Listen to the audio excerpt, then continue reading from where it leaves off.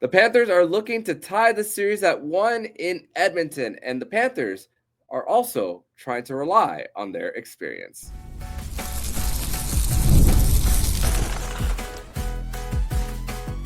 You're Locked On Panthers, your daily podcast on the Florida Panthers.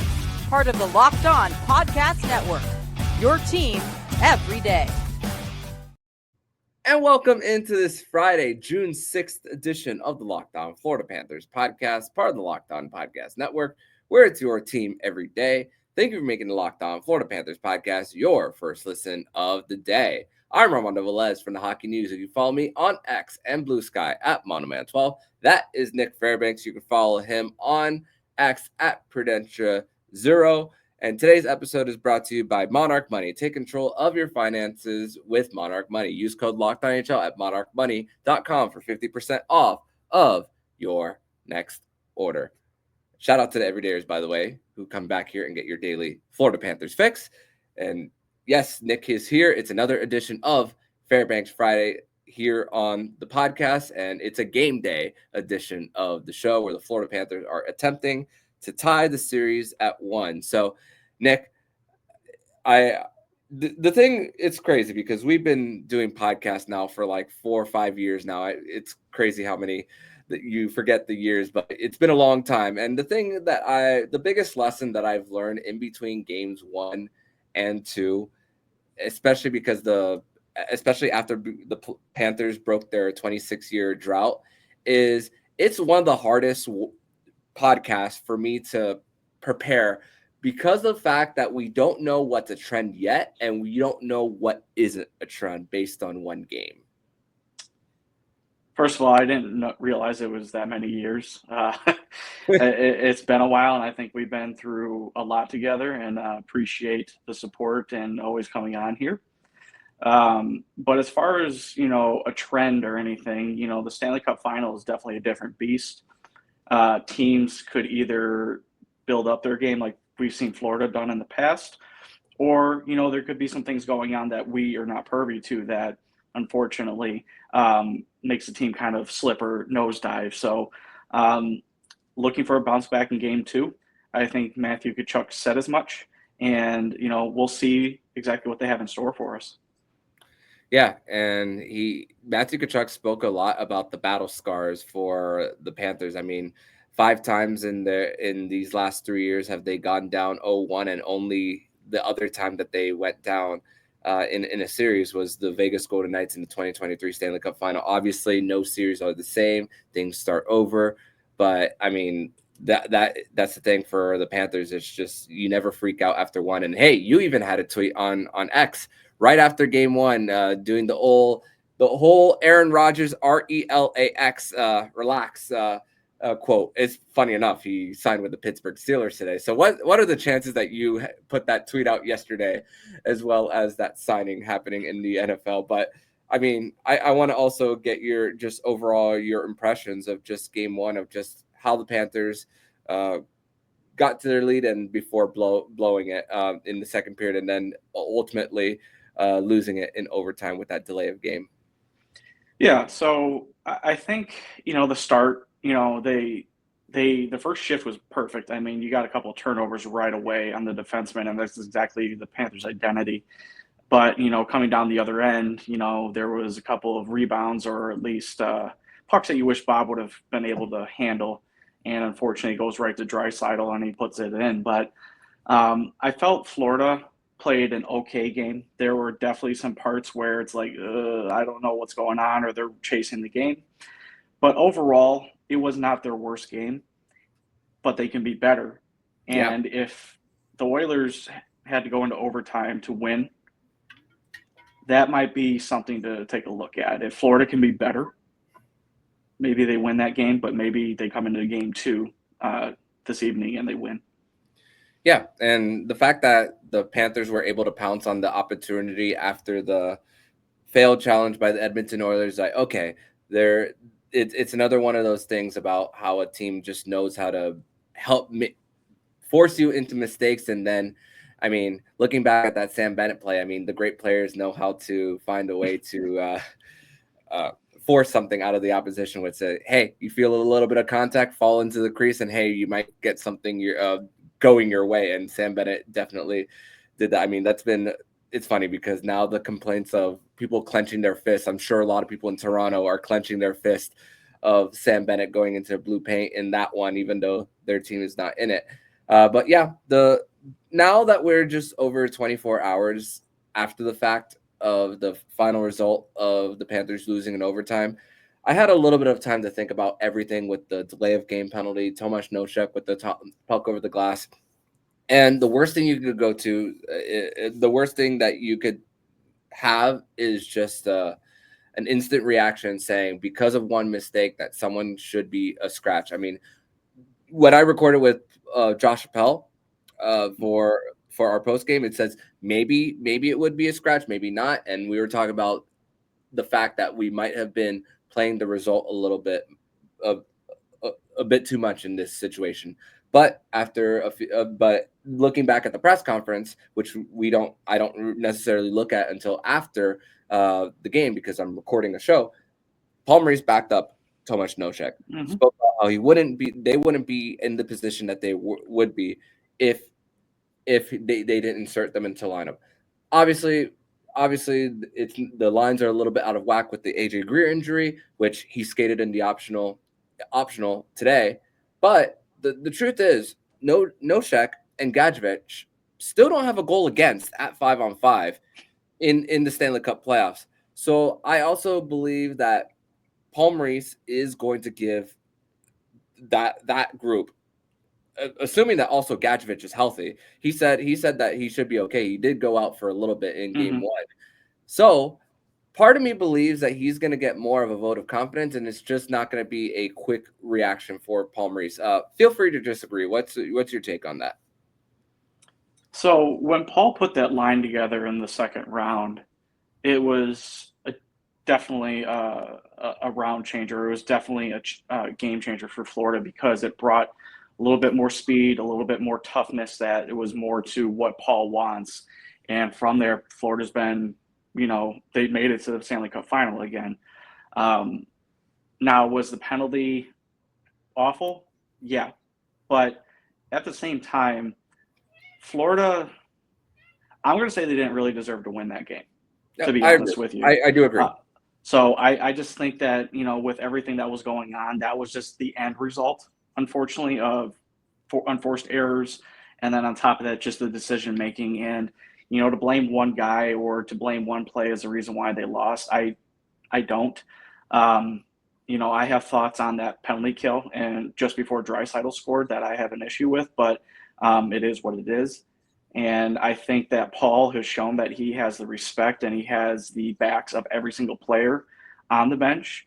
And, I don't think he's ever lost any player in Florida at all. I don't think he's ever not backed them up. So just goes to show you, hey, it's one mistake. We can move on from this because we have to. And let's set our focus on game two and make the changes that we do need to. Yeah, and also the other guys in the locker room were discussing, hey, those are parts of the game that happen, and you just got to find a way to survive those. Unfortunately, the Panthers did not in that situation now, and the fact that is whenever those things do happen, those issues are a little bit more amplified in whenever it does go into the back of the net, and it results in a loss, unfortunately, for the Panthers in game one of the Stanley Cup final. But we're going to transition over to segment number 2, where we are going to discuss the Edmonton physicality that's matching the Florida Panthers. And are we concerned about the time on ice distribution for the Panthers compared to the Edmonton Oilers? We will discuss that and more next here on the Locked On Florida Panthers podcast. Today's episode is brought to you by Monarch Money. Ever check your bank account and wonder, where did all my money go? Between dining out, online shopping, and entertainment, it's easy to lose track. That's where Monarch Money comes in. It's your personal CFO, giving you full visibility and control over your finances. Monarch Money isn't just a budgeting app. It's a complete financial command center. You can track your investments and spending in one place, so you stop just managing your money and start building wealth. When I started using Monarch, I realized how much I was spending on food delivery. Now I budget smarter and save more. Instead of juggling multiple apps, you can use Monarch to check your finances, track spending, and even plan long-term goals. Managing money with your partner is smoother than ever. You can track your personal accounts, set goals, and stay on the same page. Take control of your finances with Monarch Money. Use code LOCKEDONNHL at monarchmoney.com for 50% off of your first year. That's monarchmoney.com. Code LOCKEDONNHL for half off of your first year.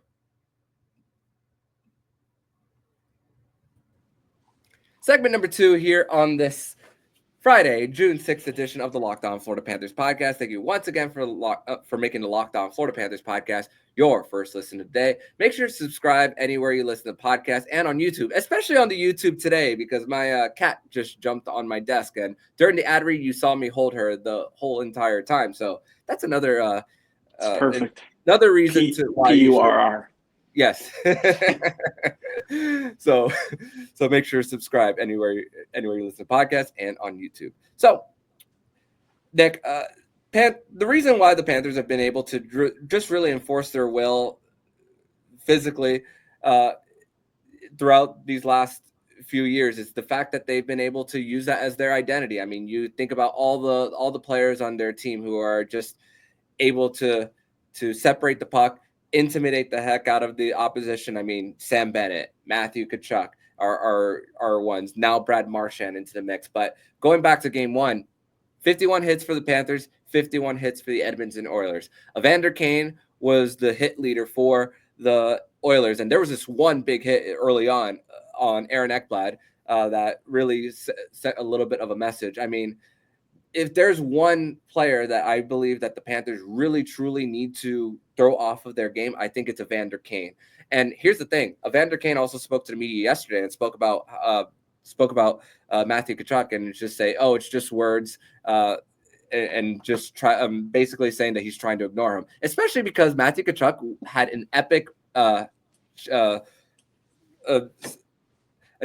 at Evander Kane when he was in Calgary, an epic chirp, about what Evander Kane was going through off the ice. So the fact that he was prepared, had years to prepare for this, helped them kind of ignore him most of this game. But that's the one that the Panthers really need to throw off their game. And man, that's the thing of this isn't the same old Oilers when it comes to just Swiss cheese blue line. You're not seeing the Vincent Desharnais. You're not seeing the Cody Cece's. I mean, I remember in game 2, Sam Bennett was able to dump the puck, get behind Cody Cece, easily sets up Evan Rodriguez in game 2, and the Panthers are able to get a goal through Stuart Skinner. And that's the thing.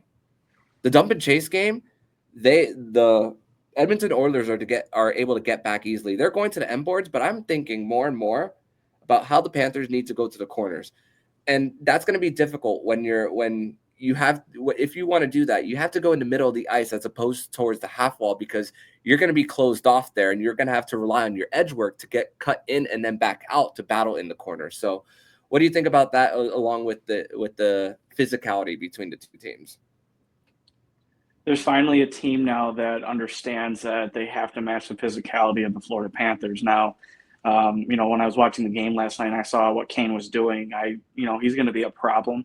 No doubt. But at the same time, they have Corey Perry that will do dumb things that he was doing last night. So that, to me, that kind of balances out. But you can't, in my opinion, Kane cannot be the X factor for the Oilers. It's got to be Draisaitl and McDavid, because they didn't play that well in the Stanley Cup final last year. Let's be honest. I mean, they were shut out. They didn't score a lot. I think you have to stick to that game plan and just basically take the hits, from Kane or Perry, and really keep your focus on the two superstars. But as far as, the time on ice or dumping the puck in the corners, I think you will see a change with that, because they don't want Skinner to play the puck, or maybe they do, but maybe softer dumps instead of the ones that they're just ripping around the boards, because Edmonton knows what they're going to do and they're getting back a lot quicker. They have more mobile defensemen now that can actually counter that attack. So more soft dumps into the corners, allow the forwards to get in on the forecheck and create turnovers, which is exactly what happened on the first shift that allowed Barkov and Reinhart to get those 2 turnovers. So hopefully that game plan will, come to the surface. And then secondly, Sam Bennett is weaving around everybody, getting across the blue line. He needs more support. And I wish he would pass the puck a little bit more, but we know he probably won't. I just think that either Verhaeghe or Tkachuk needs to be up with him and give him a lane to pass, because he'll get the blue line, but after that, he's going to lose the puck real quick. So if they want to get sustained zone time, he needs that support, and somebody needs to stay up with him. Especially with the lack of foot speed from Matthew Tkachuk, that's going to be a little harder for if he's going to dump it, and it's going to be him that's going to be going for the puck. And there was one play that Stuart Skinner did play the puck, and it almost resulted in a goal for the Panthers. Yep. I forget what part of the. So the thing is, if you're able to beat the defenseman and get to Stuart Skinner, then you're smooth sailing there, at least for the hopefully. And Sam Bennett's not really as much of a give and go type of center as opposed to Alexander Barkov when it comes to how they gain the zone as well. And that leads me when it comes to just the minute distribution for the Panthers versus the Oilers. Look at this. 3 Panthers defensemen were played over 30 minutes in game 1. Only one Edmonton Oilers player played over 25, and that was Evan Bouchard, who played 31.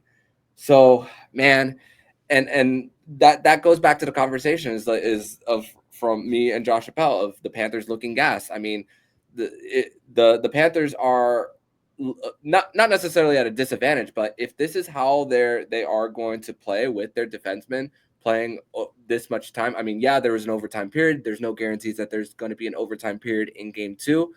But man, if it's this much out of whack for the Panthers, I mean, and the fact that Edmonton also has 4 lines to roll, as opposed to the 4th line for the Panthers not really being an offensive scoring line, it's just a checking line for them. Man, that's the part that concerns me here. And for the forwards, the lowest time on ice was 13 minutes. Nobody on the 4th line was over 10. So I was kind of thinking about this, and the defense time on ice is a little concerning, but let's be honest. How many minutes did Brandon Montour have in that 4 overtime game? How many minutes did Ekblad have? These guys can play those minutes. Now, I think it's where they're distributing the time. Are they mostly doing it on the power play? Are they doing it on the penalty kill? Or are they doing it 5-on-5? And with, unfortunately, the penalties that the Panthers did take last night, you put your defensemen in a bad position. And then on top of that, your penalty killers as well. I expect that to be cleaned up, hopefully, on the back end for game 2. But at the same time, Florida's got to find a way to roll all 4 lines as well. You're not going to be able to play Barkov and the second line consistently, double shifting or every other shift. You're going to have to use the 3rd line more, which they were effective last night, in my opinion. But you're just going to have to get more from up top, the forwards and everything, in order to alleviate the pressure and the time on ice that the Panthers had. Yeah, so that's the thing. Thankfully, like you mentioned, the 3rd line for the Panthers is not a problem, and if you could at least get that, when you're playing those big matchup minutes, and on a night where Leon Draisaitl and Connor McDavid had 2 points, it's like, okay, now you just got to get these top 2 lines going. I mean, I mentioned already yesterday, Carter Verhaeghe, not the best game, a lot of missed shots at the net. Matthew Tkachuk not really being noticeable on the physical front for the Panthers. That's one player that I'm expecting to be a little better for the Panthers. So hopefully, and the thing is, for the Panthers, it just needs a little bit more offensive zone time. Seth Jones spoke about how they need to clean up to the neutral zone. And the thing is, the pair that I was more like the player, not necessarily the pair. The player I was concerned about most for the Panthers blue line was Niko Mikkola when it came to him jumping into the play and possibly something going the other way on the counterattack. That pair was probably the least of the Panthers' problems when it came to game 1. So that's the good news when it comes to that group for the Panthers. No, they definitely were. And how many times have I kind of, told you, like, I really wish Mikola wouldn't be jumping up in the play as much, but that's the design that Maurice wants. And they almost got exposed for it in the Toronto series. I mean, it was like breakaway after breakaway after breakaway. But what's concerning to me is that Forsling, I think, had his worst game these playoffs in this game one. And Ekblad, I don't know what was going on. He looked like he was really slow. He wasn't winning a lot of battles, and maybe it had to do with that hit from Kane, which, hopefully he can shake that off and have a much better game too, and maybe lay the lumber himself. Yeah. Gustav Forsling, another. That's now 2 straight games because of those pizzas against the Carolina Hurricanes. That almost bit them in Game 5, but the Panthers were able to come back from that, thankfully, in that. But we're going to transition over to segment number 3, where we are going to discuss signs from Game 1 of the Panthers possibly getting more of their chances against the bottom pairs for the Edmonton Oilers, and who we also want to see a little bit more from as well. We'll discuss that more next here on the Locked On Florida Panthers podcast. Segment 3 here on this Friday, June 6th edition of the Locked On Florida Panthers podcast. Thank you once again for making the Locked On Florida Panthers podcast your first listen of the day. Armando Velez and Nich Fairbanks here on another edition of Fairbanks Friday, and a little bit of housekeeping here. Want to say congratulations to the Ben Stelter Foundation for raising $8.2 million on cancer research for Hockey Fights Cancer. So something great going on off the ice. Even though the Edmonton Oilers are the opponent, congratulations to them. And also want to give a big congratulations to Sean Monahan for winning the Bill Masterton Trophy, for everything he went through with losing his best friend in Johnny Gaudreau, the surprise from Meredith Gaudreau. If you want to watch that video, make sure to have some tissues ready, because that's just a very heartwarming type of video of him winning the awards. Love what the NHL is doing with these surprises whenever it comes to the players winning the awards. More of these, please. But Nick, I like we spoke. This podcast for us, I'm getting the vibe that it's not all doom and gloom. Obviously, one game. Talk to me after game 2 if it's the same thing.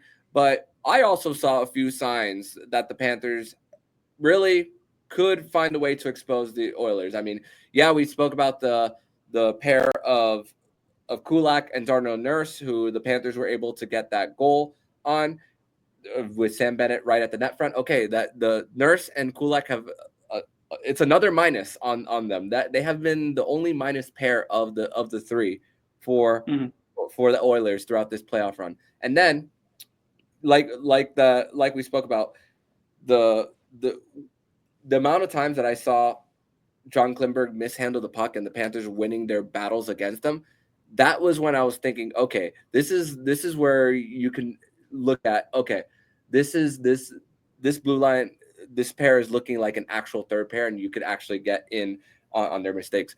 Jake Malman offensively had a great game, but at times the Panthers were able to get them to win their battles against them. So I believe that the Panthers, there's still signs there that they could really still at least get through the ice. And then whenever although they don't control the matchups in this part of the series, they could at least go to battle and at least spread them out a little bit to at least make Stuart Skinner's job a little harder.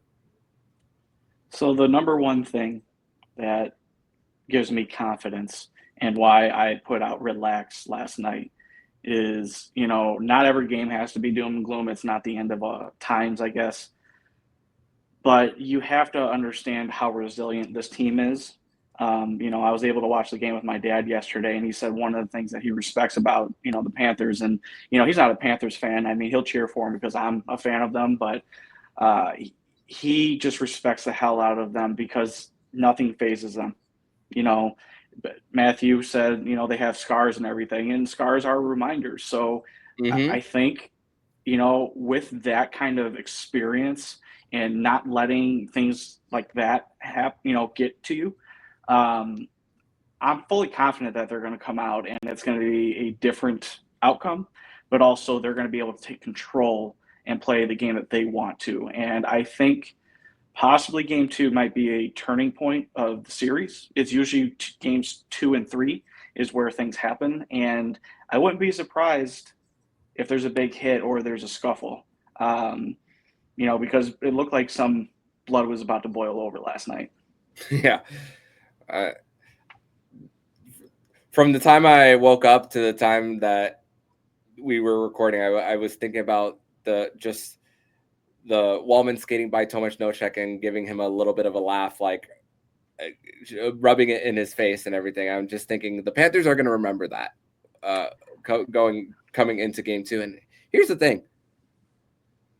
If you just look at the box score for game 1, you're just going to see a 3-0 win for the Panthers, and then the Panthers also winning game 2. But people also forget that Edmonton really controlled play in game 1, and it was Sergei Bobrovsky saving the Panthers' bacon. And then the Panthers completely flipped it, and then that's when you got the epic Connor McDavid rant, which we didn't see until months later from the series, about saying dig the F in, whatever you have. And that's the thing, that once again the Panthers are, not traveling. They actually can be off the ice a little bit. Hey, maybe they're going to Dairy Queen in Edmonton. There is Dairy Queen in Edmonton, so maybe they'll go to that before game 2, and they'll be able to just find a way to relax. The fact that they are still they are together, away from the families, and I think that's going to be truly helpful and hopefully coming out on fire in game 2. So we saw it last year in game 2, even though they won game 1. This time for the Panthers, it's an opportunity to just, hey, you just got to steal one, right? All I want is to split. Anytime that you start on the road, it's preferable to get a split. Florida has been, they have been fortunate, especially last round, to get the first 2 in Carolina when I felt like they threw the kitchen sink at them, and Florida just was able to counter and win those games. But Sergei Bobrovsky, to me, was the best player for the Panthers last night. No doubt. I don't care that there was 4 goals that got past him. There was maybe one that he actually, I think one that goal.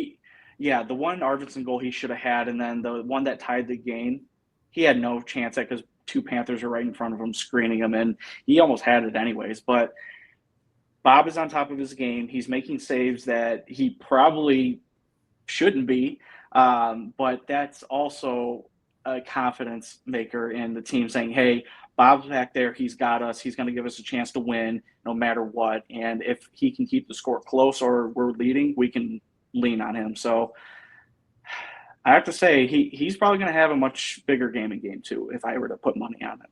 Oh, yeah. And here's the thing. On the other end, you got to be able to hit your breakout passes, because the amount of misconnections that we saw, and again, you don't want a situation where you're out there for a minute and a half. It's funny because Eddie Olachuk is the one that, obviously, whenever we're watching this on TV, sometimes the camera's not panning to the defense or the bench, so we don't necessarily see if they're changing. And he's the one who points out, the ex defenseman is on the ice for a minute and a half. So the amount of times that we heard that in the broadcast, and thankfully there's this one icing that the Marchand line was on, and that thankfully hit the net, and they were able to change that, and the Panthers were able to get their change in game 1. Thankfully they were able to talk about it and adjust it. But for the Panthers, you just have to give yourself an opportunity. And the thing is, there are a lot of flips. But I'm hoping that for the Panthers, if it's a flip out, that they can give themselves an opportunity for not a full trickle, that it goes to the icing, goes for an icing, at least get it to the face-off dots. So especially if you are in the period that's not the long change, to give yourself an opportunity to at least get fresh bodies on. So you mentioned connecting on passes and how that affected the defenseman. So if you look at the times on ice for the top 3 defensemen for the Florida Panthers, weren't they the ones that were stuck out there because of those passes weren't being connected? Yes. So to me, they all would have been under 30 minutes. had those passes either connected or they were able to chip into the Oilers zone. So they need to clean that up. I said the forwards got to be better as far as getting back and supporting them. They need to actually retain the puck and get into the offensive zone. So it wasn't all on defense last night. I think the offense, they scored, yes, but they could have done a much better job and a much better group to support the defense so that they could all cleanly get out and also get off the ice on time. Especially when Bouchard and Ekholm are on, and if you could get more of that established zone time, because only 3 players were under 50% shot share against the Matthias Ekholm and Evan Bouchard pair. And say what you want about Evan Bouchard's defensive game, he's improved a lot, and that's a lot thanks to Paul Coffey and what he's done with that coaching staff.